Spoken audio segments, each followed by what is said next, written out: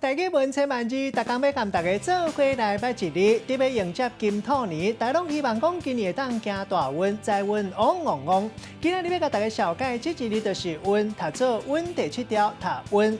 读运这是读文音，有人姓运，运代表是气数或者是命中注定的遭遇。咱讲运命，冇人讲命运运途。运途较好的，咱讲好运，冇人讲加塞运。啊，若无好，咱讲歹运。古早嘛有讲行卯日运。歹事煞，咱讲是过运。另外，民间信仰有一款仪式，认为讲会当甲咱人本来无好的运命或者是运气改做好的，咱讲是改运。另外，这个运做动词嘛有搬送的意思，像咱讲运会。这个背音读做因，带大家做伙来小解这两个词。头一个读做行运，代表讲运气真好真丰，做各项代志拢真顺遂。